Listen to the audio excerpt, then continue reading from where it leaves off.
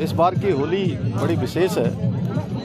रंगों का ये त्यौहार वास्तव में हमारे देश में भी हर प्रकार के रंग बरसा रहा है। हमारे प्रधानमंत्री आदरणीय मोदी जी के नेतृत्व में पिछले 10 सालों में जिस प्रकार से हर प्रकार के रंग हमारे देश के अंदर बरसे हैं, माननीय मोदी जी ने जो कठिन परिश्रम किया है, एक एक पल और क्षण देश के लिए उन्होंने लगाया है और तपस्या की है। उस तपस्या का परिणाम आने वाला है। पूरे देश के लोग भारत को दुनिया का विकसित भारत बनाने के लिए, एक भारत श्रेष्ठ भारत बनाने के लिए, विश्व गुरु भारत बनाने के लिए, भारत दुनिया की 5वीं अर्थव्यवस्था से तीसरी अर्थव्यवस्था बनाने के लिए, हर क्षेत्र में सर्वांगीण विकास के लिए जो विकास की गाड़ी, विकास की ट्रेन जो सरपट आज दौड़ रही है, उसको और दौड़ाने का वक्त आ गया है।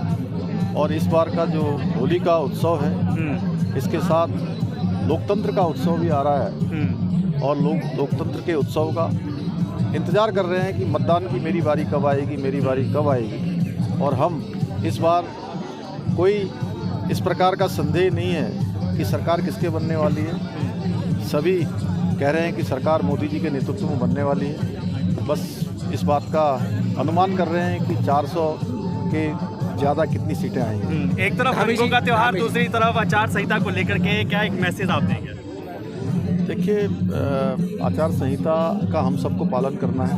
आचार संहिता के अंतर्गत, आदर्श आचार संहिता के अंतर्गत रहना है। वहीं जो हमारे त्यौहार हैं, हमारी जो संस्कृति है, उसको भी आगे बढ़ाना है लोगों के साथ। क्योंकि ये त्यौहार ऐसा होता है कि हम एक दूसरे के साथ गले मिलते हैं, रंग लगाते हैं, मन में कहीं अगर कोई किसी प्रकार की बात है तो उसको भूल जाते हैं और फिर से हम आगे बढ़ते हैं, सब साथ मिलकर आगे बढ़ते हैं। भाईचारे का जो बंधन है उसको और प्रगाढ़ करते हैं, उसको और मजबूत करते हैं। इसलिए होली हमारे लिए विशेष है। मैं होली की सबको अपनी तरफ से बहुत शुभकामनाएं देता हूं, बधाई देता हूं। रंगों के इस त्यौहार पर उनके जीवन में भी खुशियों के हर रंग बरसें, मैं भगवान से प्रार्थना करता हूँ। सीएम साहब, कुमाऊं की होली का अपना ही एक पौराणिक इतिहास है और कहीं ना कहीं हमारी संस्कृति को संजोए रखने में बहुत महत्व रोल भी है। किस रूप में देखते हैं, क्योंकि काफ़ी समय पहले से ये उत्सव शुरू हो जाता है? देखिए, हमें विकास को लेकर आगे बढ़ना है, लेकिन विरासत को भी आगे बढ़ाना है, संस्कृति को भी साथ में लेकर चलना है। संस्कृति,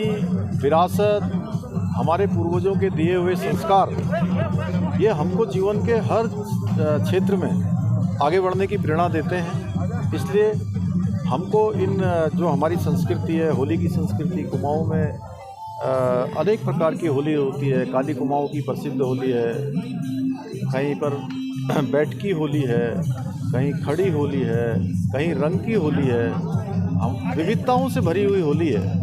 उन सभी को संजोकर रखना है, उसका संरक्षण करना है, संवर्धन करना है और अपनी आने वाली पीढ़ी को पीढ़ी दर पीढ़ी उसका स्थानांतरण भी करना है।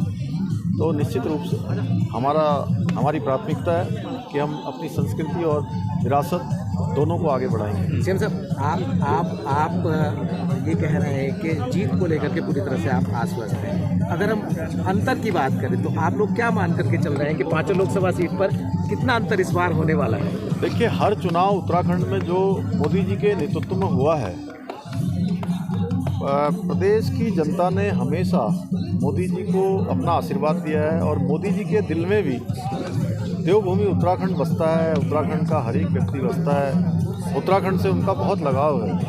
इसलिए हर बार, चूँकि 14 में जब वो प्रधानमंत्री पद के रूप में आए थे तो 500 सीटें यहाँ से जिताई थी लोगों ने। लेकिन 19 में चूँकि 5 सालों में और तेज़ी से काम हुआ और ज़्यादा जो है आपस में जनता के बीच में और हमारे प्रधानमंत्री जी के बीच में जो संबंध है वो और प्रगाढ़ हुआ और मजबूत हुआ। 2019 में उससे अधिक वोटों से जीते। अब 2024 में चूँकि 10 सालों का काम है, 10 सालों में तेज़ी से काम हुआ है। उत्तराखंड के अंदर डबल इंजन की सरकार भी आज अनेकों निर्णय हमारे प्रधानमंत्री मोदी जी के मार्गदर्शन में ले रही है और जो वायदे किए हैं वो वायदे भी हमने पूरे किए हैं। इसलिए हमें पूरा भरोसा है कि उत्तराखंड की जनता हमारे प्रधानमंत्री आदरणीय मोदी जी को तीसरी बार प्रधानमंत्री बनाने के लिए दोनों जीतों से इस बार बड़ी जीत है। सीएम साहब 2 सीटों पर कांग्रेस ने जिस प्रचंड तरीके से बहुमत उम्मीदवार मान ले। उतारे, कहीं ना कहीं क्या लग रहा है कि देखकर कि जबरदस्ती का एक सौदा, क्योंकि जिनको उम्मीद नहीं थी टिकट देने की वो मैदान और में है। प्रचंड बहुमत आप लोग परिवारवाद की भी सीटों बात पर करें, आने वाला हरिद्वार है। सीट पर परिवारवाद। देखिए, उनके यहाँ बहुत कन्फ्यूजन की स्थिति है, कोई चुनाव में जाना ही नहीं चाहता है। हर कोई चुनाव से बचना चाहता है, क्योंकि सबको पहले से ही पता है कि परिणाम क्या निकलने वाला है। अंततः यहाँ पर बड़ी भारी जीत होने वाली है, इसलिए चुनाव से लोग बच रहे हैं वहाँ पर, इसलिए ऐसा हुआ। ठीक है सर, थैंक यू।